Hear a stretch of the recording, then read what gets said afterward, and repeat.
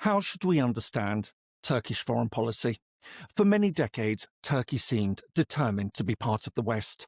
Having joined NATO, it pursued European Union membership. However, in recent years, things have shifted dramatically.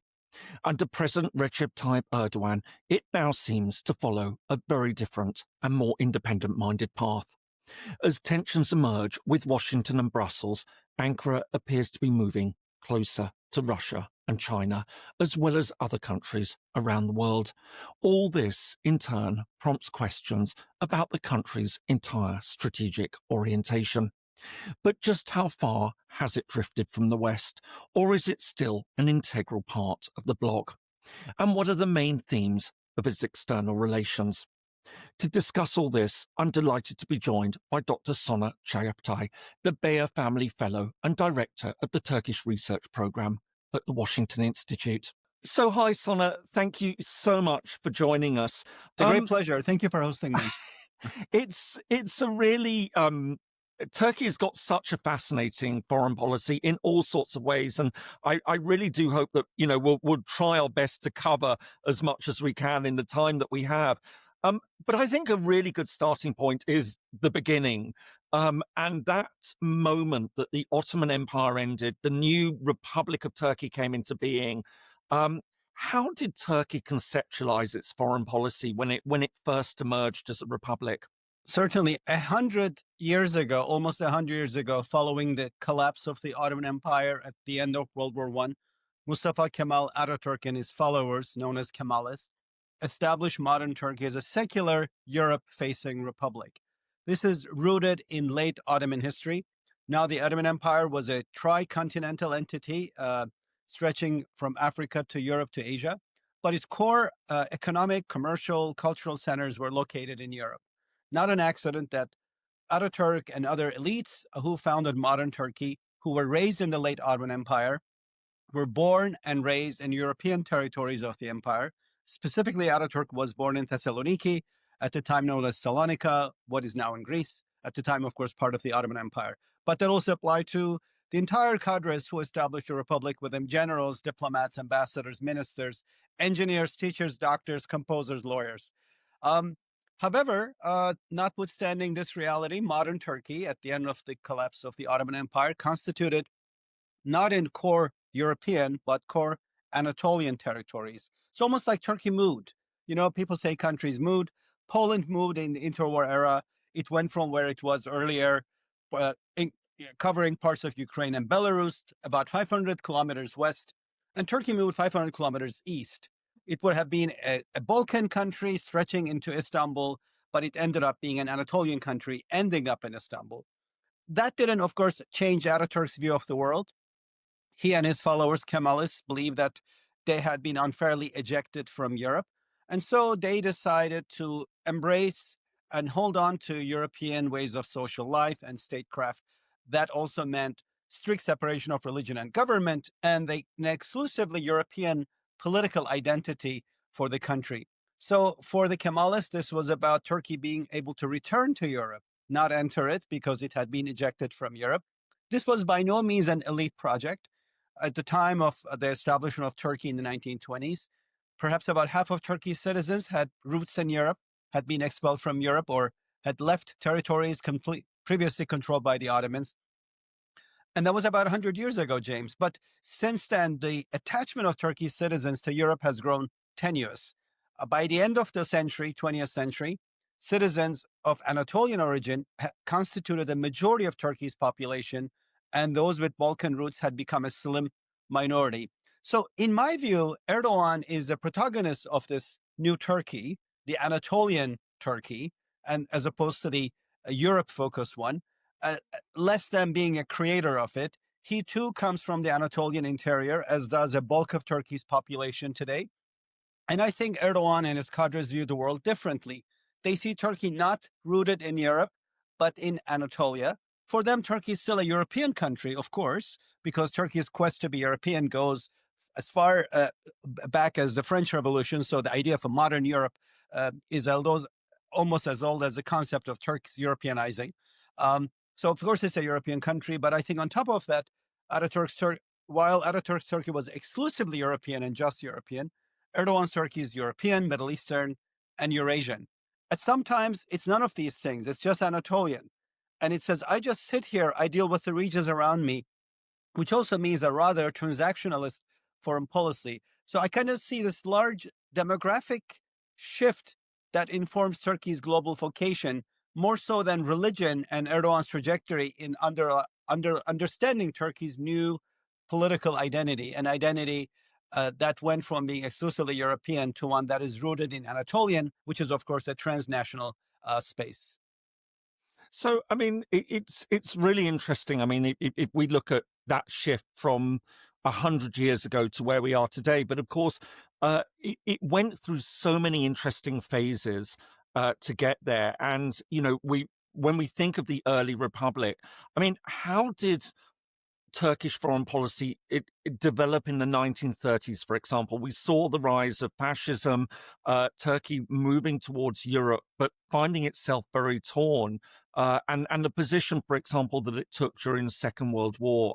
And we can then move on to the Cold War, but it'd be quite interesting to look at that period a little bit. So something that's really fascinating about Ataturk is that he fought Europeans to liberate Turkey from Allied occupation at the end of World War I. Specifically, he fought the French, the Italians, British proxies, but he then decided to make Turkey a European country. Part of that, as I said, is the fact that Ataturk and his followers believed that Turkey was part of Europe and had been unfairly ejected from the continent. But the other part of it is that, and I wonder if anyone has said this before, I feel that Ataturk was also a great power revivalist. We don't usually think of him like that. So he modernized and completely reformed Turkey. Very seriously, I consider it as kind of control alt delete hard reformatting. You know, when your computer gets stuck, they tell you got to press control alt delete to reboot it. That's what he did to Turkey. He threw out the old software, put in entirely new software, for example, changing the alphabet. That is control alt delete hard reformatting a country, which means ordinary Turks could never understand, could no more in a generation understand letters written by their grandparents. That's quite significant. So when I get questions about is Turkey being neo-Ottoman, I say, I don't think Turkey can ever be Ottoman again. That's gone.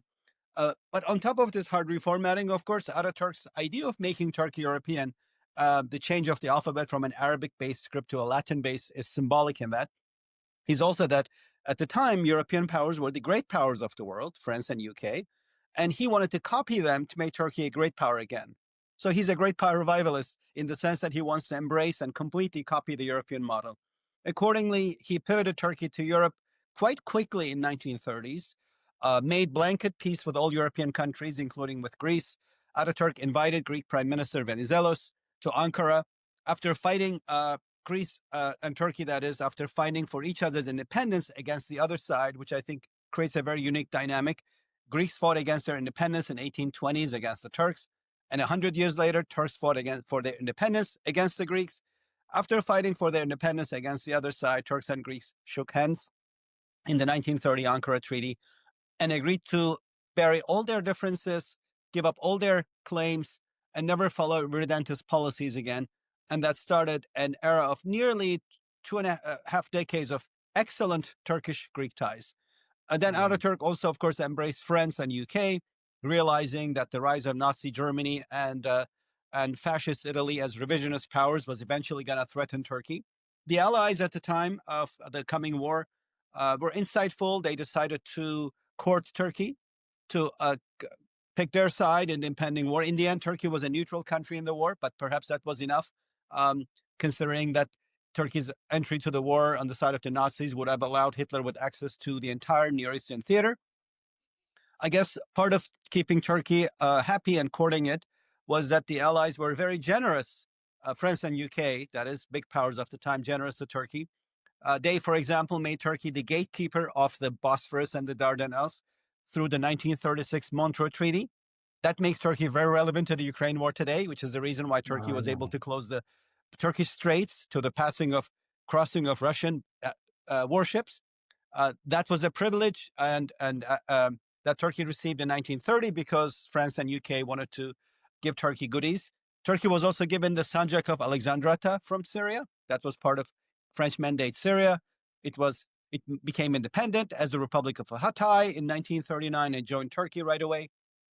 So all that aligned Turkey closely with the West. Ataturk died in 1938. Turkey's second president, İnönü, navigated Turkey through the World War II without Turkey entering the war and facing the devastating impact of likely German invasion. At the end of the war, NATO came up, the Cold War emerged. And this is really where you kind of see how the Kemalists are following Europe, right? This model of whether it is emotional attachment to Europe, because that's where they're from, or kind of seeing Europe as the model that you have to emulate if you want to become a great power again, the strategic attachment to Europe. After NATO was established, İnönü decided to make Turkey a NATO member. Now, Turkey joined NATO in 1952. I think one of the greatest investments NATO made was to take Turkey and Greece as members at the same time, which is why I think there will never be Turkish-Greek war. This is great news. You'll see conflict and escalation and words, but I think 1952 membership for Athens and Ankara simultaneously rules out military conflict. Excellent news.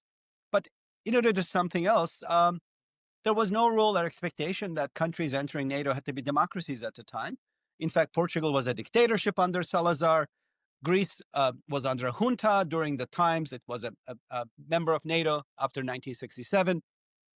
Turkey was a single-party government under İnönü, quite autocratic, but he decided to make it a democracy because that's what Europe was, kind of following this European model.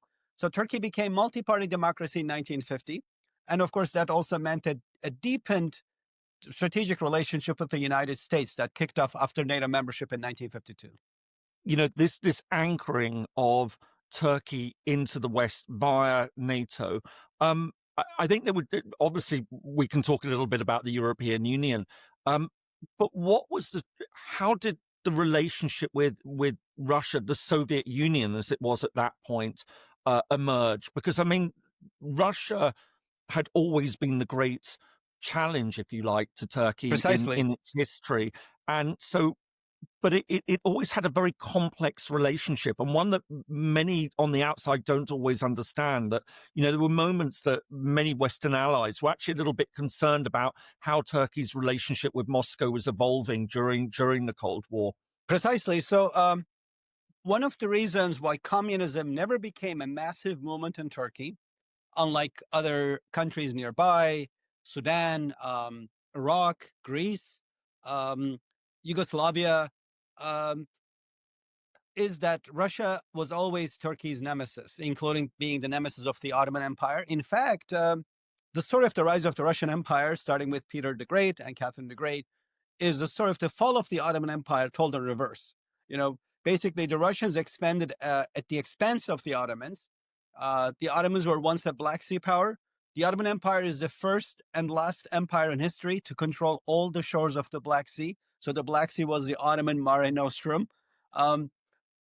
Today's Turkey controls only the southern half of the Black Sea. That means the entire northern parts of the Black Sea were taken from the Ottomans by the Russians. So you have of course, the story of Crimea being annexed by Catherine the Great, at the time a land of Crimean Tatars, which brings us to Ukraine war later on, and the role of Crimea in that. Because Putin claims it, says this is really Russian territory. I want to write him a letter and say, well, if you want to go back in history about who owns it, it's really Crimean Tatar territory. But the Russians also helped, not just taking North and South Caucasus and the Black Sea Basin, they also helped directly and indirectly to the independence of all the Balkan states, Montenegro, Bulgaria, Romania, Greece, and Serbia. So they destroyed the Ottoman Empire, and they were seen as a nemesis. Ataturk played a fine game with them. In the War of Liberation, he needed weapons. Lenin was happy to send him airplanes. Ataturk used money coming from the Indian Caliphate movement, at the time a very powerful movement in the subcontinent against British rule of India. And the Indian Muslims thought that they were helping Ataturk restore the caliphate, so they sent him money. He used those monies to buy communist airplanes, used the airplanes to win the war. And the first thing he did was to ban the Communist Party, because obviously he knew where that came from, Soviet Union. So that informed a very strong anti-communist trend in Turkish politics. After World War II, Stalin demanded territory from Turkey. And I think that is the main reason Turkey ran for NATO's cover. NATO is North Atlantic Treaty Organization. Typically, there should be no space for it. Turkey and Greece in it. They are not Atlantic powers, or Italy. But that's Cold War politics. But I think this really deep animosity against the fear of Russia informed Turkey becoming a very staunch U.S. ally. It's why Turkey entered NATO. And James, as you said, NATO anchored Turkey in the West. I grew up in Turkey at the tail end of the Cold War.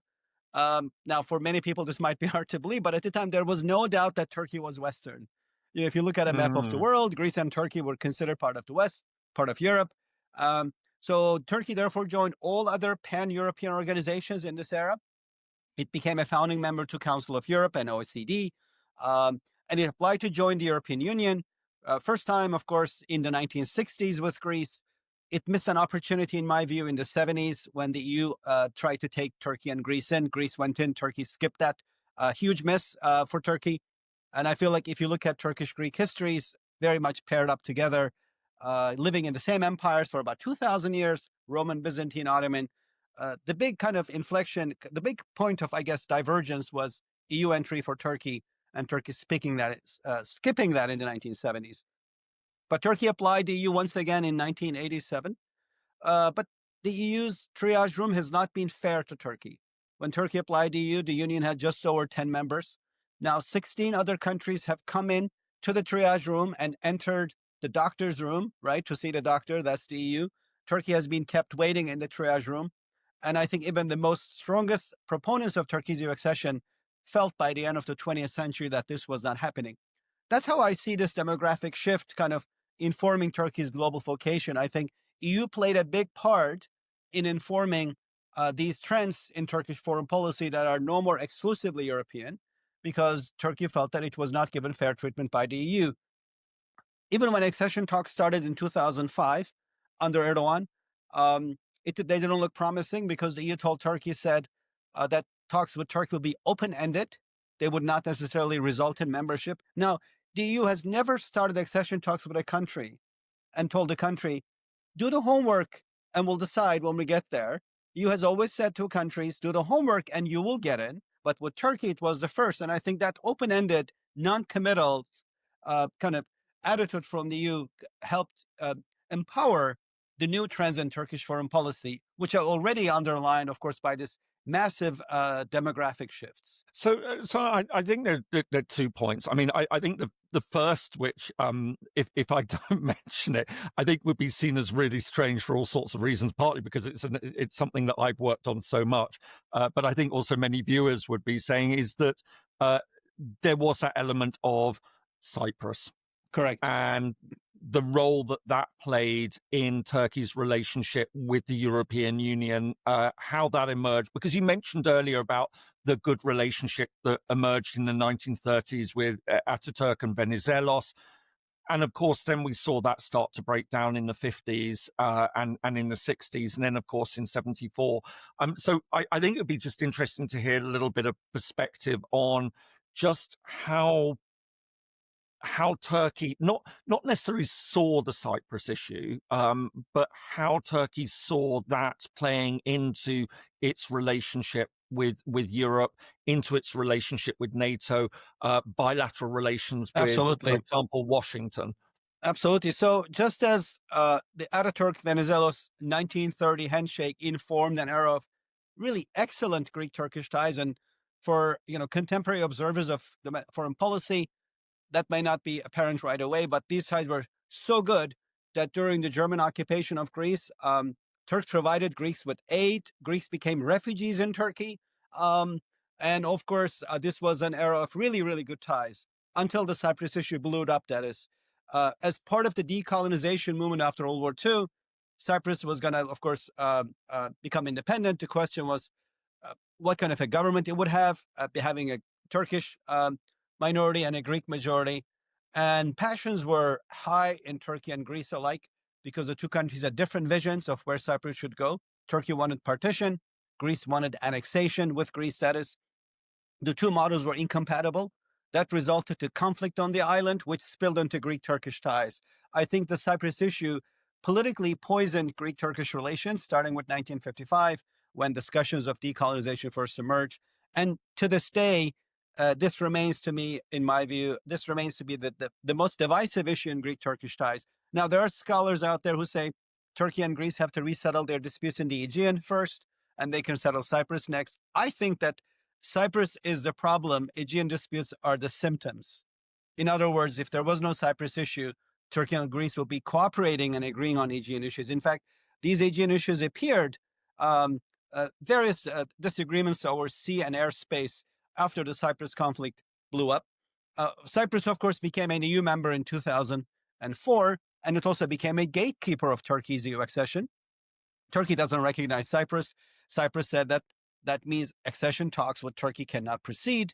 So some of these talks, chapters of accession talks were frozen. But you know how clubs function. All members are equal, but some members are more equal. And in the EU, of course, it is not Cyprus, but rather France and Germany that make key decisions as the two leading countries with the largest economies and largest kind of weighing powers, voting powers in the EU. I think that Turkey's EU accession got blocked not because of the Cyprus issue, but because France and Germany did not want a third large country come and sit at the decision table with them and become an equal decision maker. And so they created loopholes and perhaps also used the Cyprus issue to block accession talks. Sadly, that means Turkish EU accession talks were frozen less than a decade after they started. And that also really, in my view, informed Turkey's pivot to the Middle East that happened under President Erdogan. That also, of course, followed a decade of phenomenal economic growth by Erdogan. Erdogan came to power as prime minister in 2003. What happened in Germany as the Wirtschaftswunder or the economic miracle decades in the UK and in France and in Spain in the 50s, 60s, and 70s happened in Turkey under Erdogan. Phenomenal economic growth, doubling of incomes.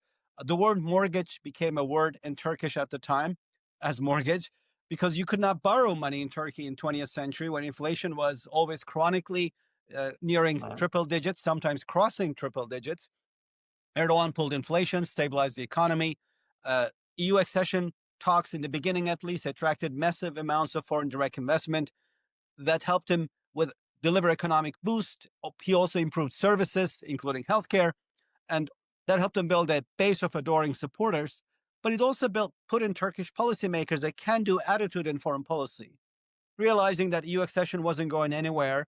That's, I think, when Turkey decided to pivot to the Middle East and become a Middle East power, roughly about 15 years ago, around 2010, which also happened to be the beginning of Arab uprisings.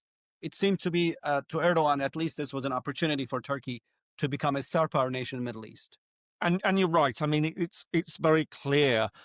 It became very clear after Erdogan took power, or the AKP took power in 2002, that we were seeing this pivot. It was, for example, you saw diplomats who'd served in Arab states rising to very senior positions, whereas in the past within the foreign ministry, it would be expected that they'd served at NATO or Europe or in Washington.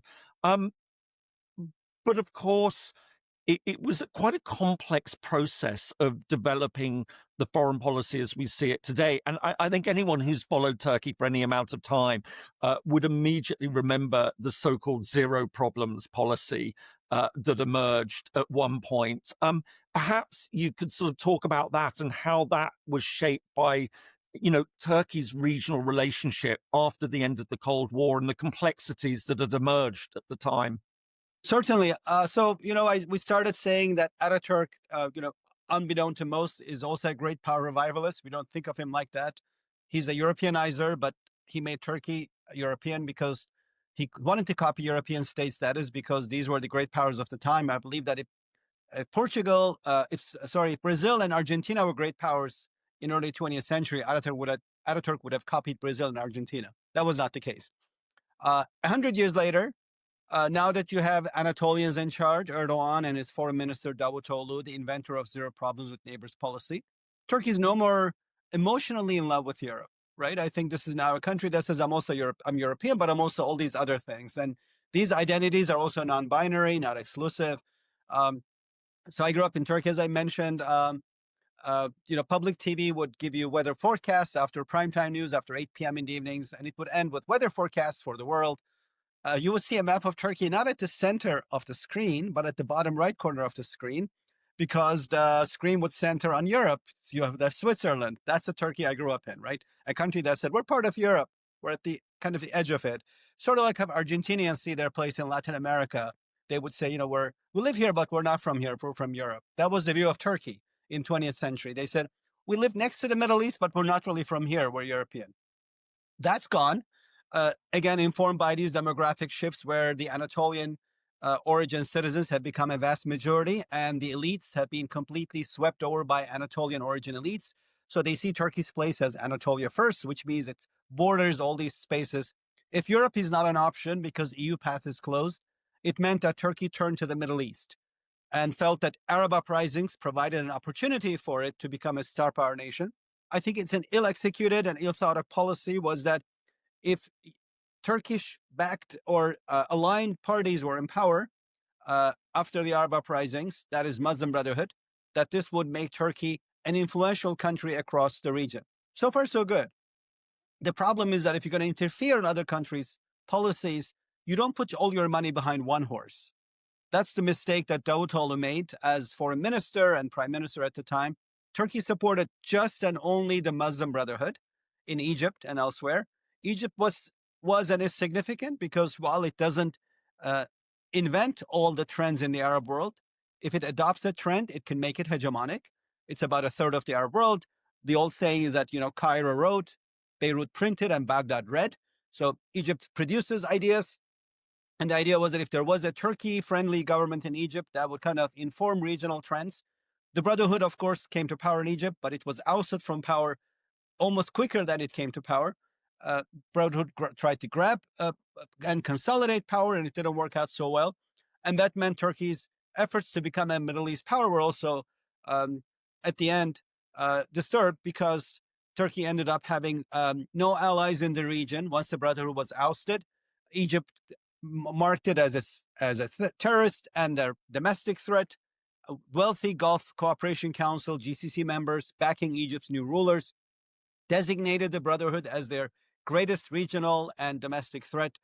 And so Turkey lost Arab countries, and then Turkey's involvement in Syrian civil war, again in the beginning in support of the Brotherhood, where the Brotherhood was completely sidelined by radical jihadists on the battlefield, meant that there too Turkey lost, and it was faced with the Assad regime with no U.S. backing at the time, long-term U.S. backing. It meant that Turkey had to face Assad, backed by Russia, Turkey's nemesis. So, we talked about earlier about the Turkish-Russian relationship. It's so competitive, historically hostile. Starting with the Catherine the Great and her annexation of Crimea, the Ottomans and Russians. I had to count this list and come up with a number for my book, Erdogan's Empire. The Ottomans and Russians fought 17 major wars. Guess who started all of them? The Russians. Guess who lost them overall? The Turks. Syria looked like the 18th war. You had Turks and Russians backing opposite sides. You didn't need a crystal ball to see who would win. And Turkey, of course, not only lost Syria, but also Iran, another patron of Syria at this time, and Iran's proxies in the region, Hezbollah in Lebanon, Baghdad government. So by the end of the last decade, Turkey had not only failed to become a Middle East power, but it was also left with no friends in the Middle East, except for Qatar, half of Libya, that is the internationally recognized government in Tripoli, and Iraqi Kurdish government. And that's not a recipe for a great power. And that informed, of course, Erdogan's next pivot, because I think President Erdogan is a man of 180s and pivots. I hope you're finding this helpful. If so, please do give it a like and perhaps consider subscribing if you haven't already. Thanks so much. And now on with the video. There's probably three more subjects I'd really Certainly. like to touch on. The first of which, of course, is the Ukraine war. And how Turkey has navigated that, because there has been a lot of criticism in recent years, the sense that Turkey is drifting from NATO, from its Western partners, that it isn't so reliable. And I think a lot of these strands have really come out in the Ukraine war, that, there's a sense that Turkey hasn't joined with its European partners, with the United States. I mean, forgetting a little bit where Trump is at the moment, as much as we can forget where Trump is on anything at the moment. But there was that sense that Turkey wasn't as closely aligned as the European countries.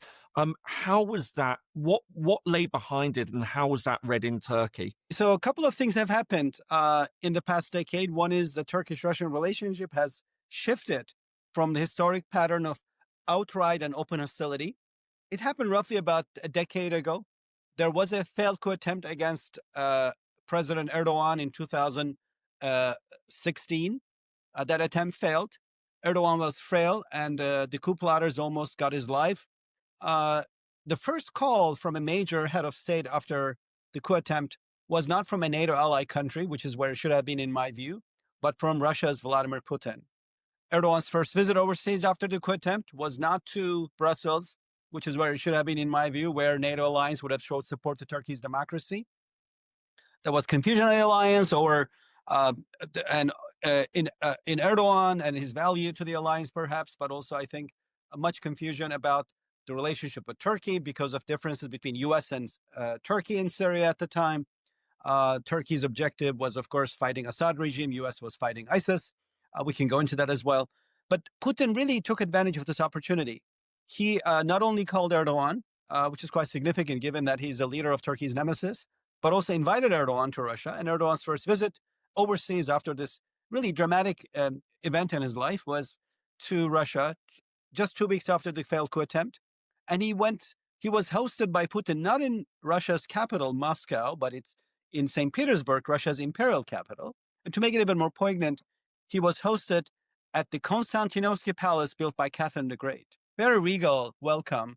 Putin's messaging to Erdogan was, look, my predecessor, Catherine the Great, who built this palace, started the tradition of bullying you Turks. I, Putin the Great, can end it. Let's have a handshake. That was the handshake. It also resulted with Turkey purchasing Russian-made S-400 missile defense system, which fractured U.S.-Turkish ties to the state. Wow. Turkey was sanctioned by the U.S., kicked out of the F-35 joint fighter project, and a bunch of other harsh military sanctions. The U.S.-Turkish relationship is mainly defense-driven, and the defense part of it ruptured. And of course, that also meant that Turkey and Russia, or rather Erdogan and Putin, have entered into a new relationship, less hostile, not friendly. I don't think Putin has friends, but about power sharing. So power sharing in Syria and in Libya and in South Caucasus. It doesn't mean Turkey and Russia are allies.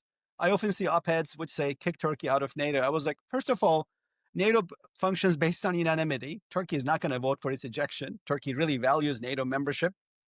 Considering the class of middle powers, Turkey is the only middle power that's also a NATO member. That makes it very consequential. So it's how it is different from India, Brazil, and South Africa, let's say. But also, how is it good for NATO if you kick Turkey out of NATO? It becomes a Russian ally. Turkey is not a Russian ally. So while Turkey and Russia have power sharing deals, if Turkey sees an opportunity, it doesn't mind humiliating Russia. So recently, Turkey, of course, backed or greenlit an HTS offensive to take Damascus from the Assad regime backed by Russia. This might result with Russia's expulsion from Syria. It would be a historic development. Turkey also helped Azerbaijan win a war against Russian ally Armenia.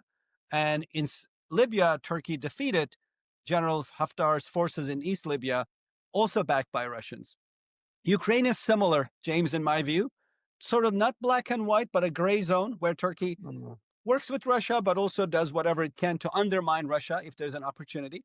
And I think this is, I would define Turkey's Ukraine war policy as pro-Ukrainian, but not anti-Russian. Now, those who are viewing us or listening to us say, how is that possible? It is possible. So Turkey supported Ukraine militarily since the beginning of the war. We have heard about the drones, Bayraktar drones, that I think played a significant role in preventing the fall of Kiev into Russian hands in the beginning phases of the war. And Turkey has provided other assistance and keeps supporting Ukraine militarily. But it has also kept ties with Russia open economically, which means Putin has had access to international markets and airspace through Turkey. That's quite significant. Now, part of the Western Ukraine war policy was to stop Russia's aggression. You need to convince the oligarchs to convince Putin to, invade Ukraine. So make life difficult for oligarchs so they cannot travel to French Riviera and Italian Riviera, where they can go to the Turkish Riviera, as beautiful and better food, if I may say. And so that means you have an incomplete regime of sanctions that also suggests that Putin is unhappy with Turkish support to Ukraine militarily, but delighted with access to markets and airspace via Turkey. I guess similarly, Ukraine is unhappy with the economic lifeline that Turkey gives to Russia, but is grateful that Turkey has helped it survive. And I think, James, doesn't matter how the war wraps up, Turkey will never accept Russia's occupation of Ukraine, including Crimea. It has a lot to do with how Turkey views Black Sea security. Russia is still the nemesis. And it means that while Russia is nuclear and a P5 member, meaning it has veto power at the UN, it's militarily and politically superior to Turkey. So Turkey cultivates excellent ties with the Black Sea countries other than Russia to use them as kind of allies against Russia. In fact, I would say, considering Turkey's three neighborhoods, Eurasia, Middle East, and Europe, the best case of integration in the past 2 decades under Erdogan has happened not with Europe and Middle East, but with Eurasian neighbors. Most of these neighbors of Russia, Azerbaijan, Georgia, Ukraine, Moldova, Bulgaria, Romania, which Turkey sees as excellent and really valuable allies against Russia. So it's a policy where Turkey is no more picking sides as it did in the 20th century. And Turkey is basically saying, look, I sit in this region and I deal with all sides, but it's quite consequential, right? I mean, if Turkey is European, then it's also the only European country, and it is European, it's the only European country that borders Iran.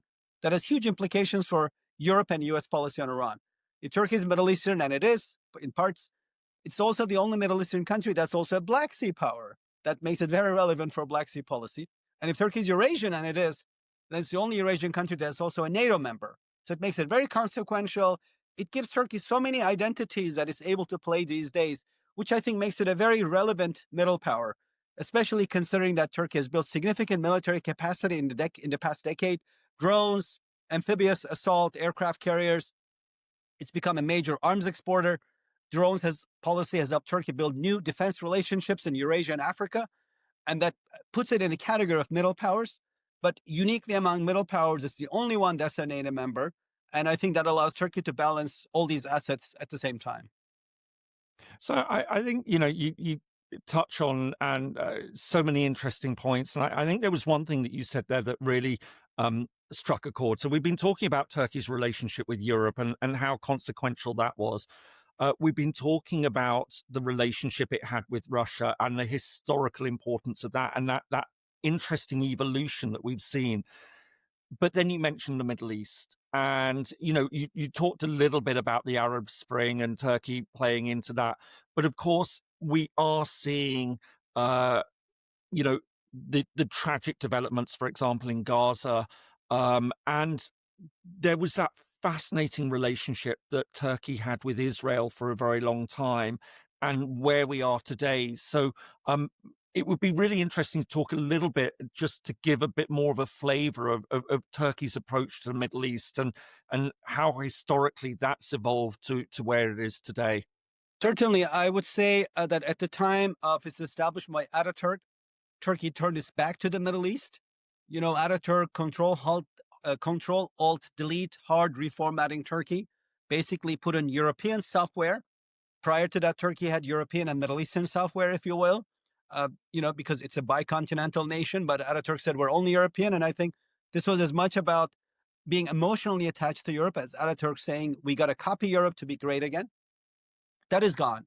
As I said, the new Turkey is not in love with Europe emotionally. It sees itself in part European, and even Erdogan himself, I'm saying even because people often characterize him as a politician who wants to make Turkey Middle Eastern, even Erdogan would be upset if you told him that Turkey is not European. He would say, yes, it is also European. But I think the big change under Erdogan is that Turkey has embraced its Middle Eastern identity. At first, I thought that Erdogan kind of did it in the extreme way that Ataturk did for about 10 years. Extreme meaning Ataturk made it exclusively European. For about 10 years, I think Erdogan, under this new Middle East policy during the Arab uprising from 2010 to roughly 2020, tried to make Turkey just Middle Eastern in its foreign policy. That didn't work out because Turkey is not exclusively European either, Middle Eastern either. And I think he's kind of taken lessons. So he has reset ties with Gulf monarchies, which seem to have helped Erdogan, that is, win elections by transferring large funds. But I would say Turkey remains isolated from the Middle East going forward. Number one, because it has lost epistemological ties with its Middle Eastern heritage, going back to Ataturk's significant reforms. And also, it does face two countries that are seen from Ankara as hostile to Turkey's interests. The first is apparent. We see it in the media. Erdogan often criticizes Israel. The second is not so apparent. Iran, thinking the Iranian-Israeli dichotomy. This is not a two-way street in the Middle East. It's in fact a three-way rivalry, I think. There are kind of three large powers that are hegemonic, that see the Middle East kind of want to shape the region and their neighbors, Turkey, Iran, and Israel. Turkey sees both countries through a hostile lens. I would think that Turkey's recent kind of criticism of Israel's targeting Iran's nuclear facilities was partly alligators' tears. Turkey looked at these and said, not bad. Iran is a regional competitor. Somebody's clipping their wings. Of course, Ankara hates the fact that Israel is doing that because it sees Israel as a competitor. Turkish-Israeli ties have really transformed under Erdogan. Israeli policymakers would describe Turkey as their second best ally after the United States in the 20th century, rightly so. Turkey was the first Muslim majority country to recognize Israel in 1949. It had excellent ties with Israel. These ties blossomed in the 90s. High-level visits, deep strategic intelligence, economic and political cooperation, the height of Israeli tourism to Turkey. That relationship kind of started to ebb under Erdogan around 2010 when Erdogan sponsored a flotilla that aimed to enter a blockaded area around Gaza controlled by the Israelis. Israeli commandos boarded this ship, killed 8 Turkish citizens and 1 Turkish-U.S. dual citizen. The relationship ruptured. Ambassadors were kicked out mutually, and the relationship was restored after much U.S. Mediation, I should add, in 2022. But it's frozen again. I wouldn't say it's ruptured. It's frozen again over the Gaza war. I think the lesson Erdogan has drawn from the last time around is that if you want to be a global and regional player, you need to be talking to all sides. So while he's very critical of Israel's Gaza policies, this time he hasn't ruptured ties with Israel. We've seen Turkey kind of putting sanctions on Israel, commercial sanctions, but that only means trade is now going through third countries, Greece, Cyprus, Palestinian territories. Not much really has changed in terms of deeper economic bonds that go to the last century. But that's one piece. The other piece, of course, is Iran, which is also seen as an hegemonic competitor. I would say, James, if you look at Turkey's neighbors, over a dozen, including maritime neighbors around the Black Sea, only 2 that stand out. Has a lot to do with Ottoman legacy. I guess this is informed by my training as an historian.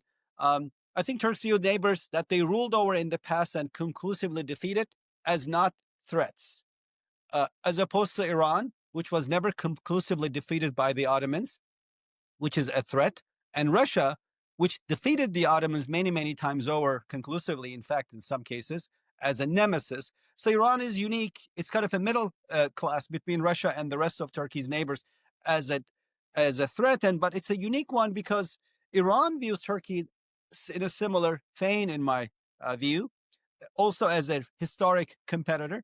That has a lot to do with the two countries, Iran and Ottomans, Safavids, that is Iranian Safavids and Ottoman Turks, being locked in pre-modern wars. We often, of course, we read history of always through the perspective of what's happening in this part of the world.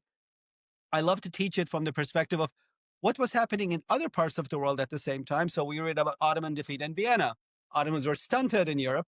It happened because the Ottomans at the same time were fighting against Persians in a very far-flung land frontier. And so they just couldn't fight these two wars, which also happened to be kind of same distance from Istanbul, Vienna, and Iran, that is. And so in the end, of course, the Ottomans ended up with almost a pre-modern version of MAD, mutually assured destruction with the Persians, almost went bankrupt. The two countries, empires at the time, signed a treaty in 1639. And guess what? That treaty established a border between Turkey and Iran that has not changed to date, excluding minor land swaps in 1930. It's a great dinner trivia. It's like, what is the Middle East's oldest permanent border? Turkish-Iranian border going back to 1600s. In fact, I think it is the world's 3rd oldest border after Spanish, Portuguese, and Spanish-French borders. What does a permanent border tell you? Power parity.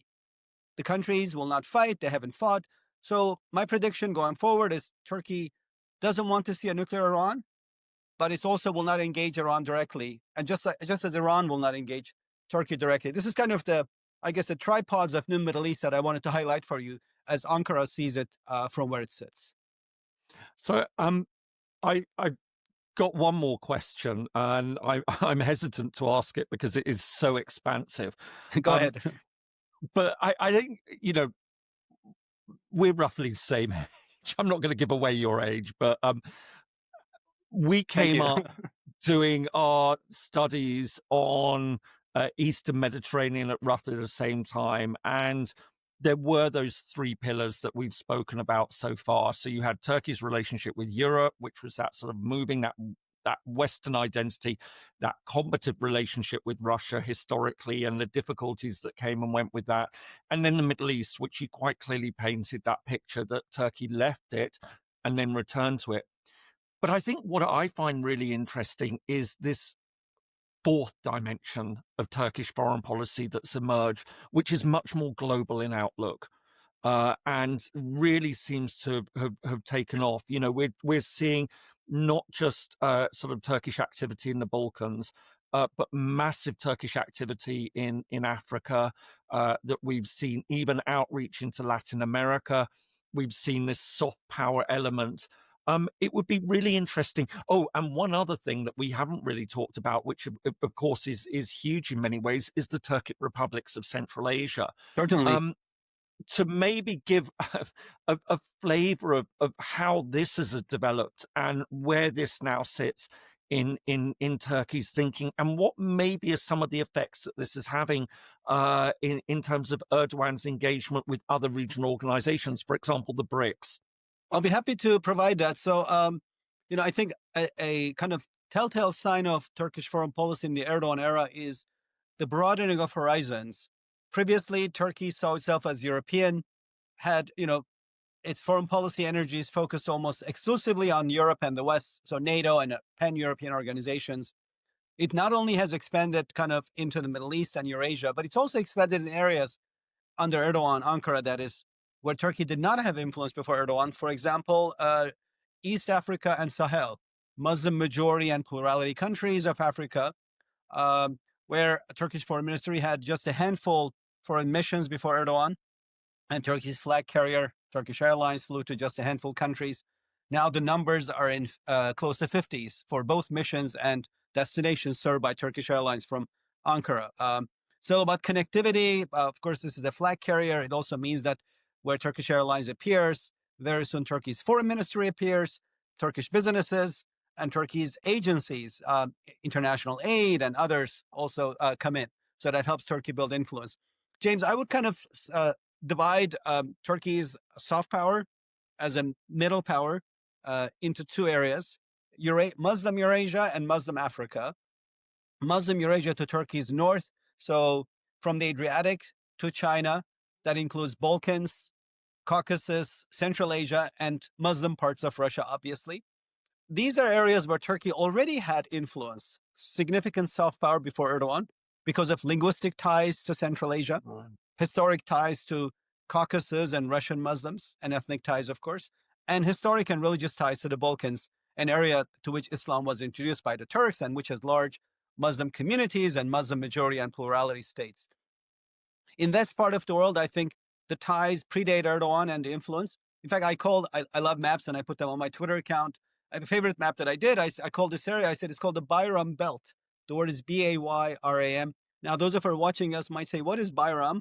It's a Turkish word for Islamic high holiday, Eid. In fact, first, I was raised in Turkey. When I came to the US, a friend approached me in grad school. I was at Yale at the time, studying history to doing my PhD. I said, Happy Eid. I didn't know what Eid was. I had to look it up. There was no chat GPT at the time. And he said, Muslim high holiday. I was like, oh, this is Bayram. So all Muslims call Eid, Eid, but Muslims in Eurasia call Eid Bayram. And I call this area where the Turkish word for high holiday, Bayram, is used as Turkey's Bayram Belt. It's natural area of soft power, right? Because it's got religious affinities, relatabilities, cultural affinities, and deep cultural, sometimes familial connections because of large migrations from this area to Turkey that we discussed at the beginning of this conversation, and historic ties. Erdogan has built deeper ties with the Bayram Belt countries, improved ties with some others. For example, the relationship with Serbia, always hostile, has completely turned around. It's excellent now. Turkey is in this region through its international agencies and, of course, foreign ministry and sometimes military through sales of drones and defense contracts and building really significant power. And I feel like it's even entered Central Asia.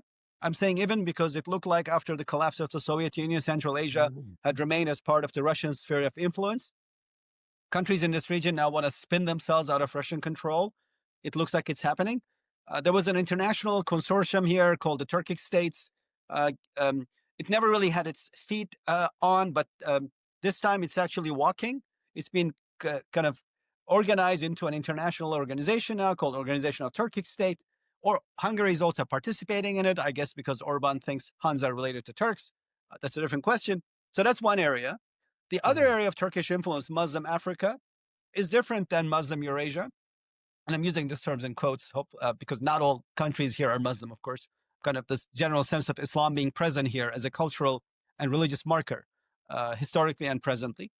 So in this area, Turkey has almost zero influence in Sahel, Horn of Africa, and East Africa. It's Erdogan who's built it. Again, with the country's airlines and foreign ministry making inroads, businesses, civil society organizations, and government agencies following, and Erdogan engaging these leaders one-on-one. Most of the time when London and Paris and Washington do an Africa summit, they invite 45 leaders. The leaders are lucky if each get 10 minutes with the French president or the British prime minister. In the case of Turkey, Erdogan goes to Gambia twice a year, sees the president, brings him over. He does it for each and every country in the Sahel and Horn of Africa. And that's built personal relationships that Turkey cultivates. So that's for Erdogan. He has, of course, built a group of leaders that are, Turkey trending. For Turkey, I think what this brings is the ability to brand itself as a middle power, right? So middle power means you're not only having influence in your region, but you can kind of expand this influence beyond your near neighborhood. Turkey has gone from having good ties or influence in its region to a country that now, has influence in a belt stretching from Senegal to Somalia. Somalia also hosts the largest Turkish embassy anywhere in the world as a large Turkish base. And that goes to many African countries where you have an increasing Turkish military footprint. And then, of course, the second part of the belt is the Adriatic to China, again, the Bayram Belt area. So I think that kind of burnishes Turkey's claim to be a middle power. That should be taken seriously. Not a global power, definitely. Its influence in Latin America and East Asia is much limited, though Erdogan has also made inroads in Southeast Asia, again, among Muslim majority countries, Malaysia, Brunei, Indonesia. I wouldn't call them Bayram Belt. They're Eid countries. So the influence will be limited. I feel like Turkey is always better positioned if Turkish diplomats arrive to a country and they should check and say, what do you guys call the Muslim high holiday? If the answer is Bayram, it means that this is where they'll be received well.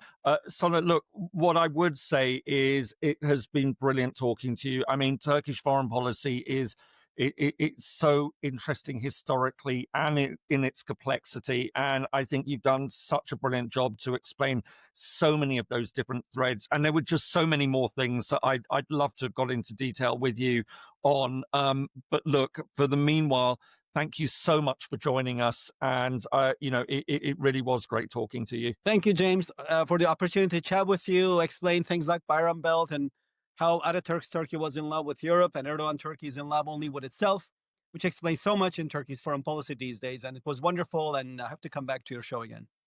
I hope you found that useful. If so, here are some more interviews that you might find interesting. Thanks so much for watching and see you in the next video.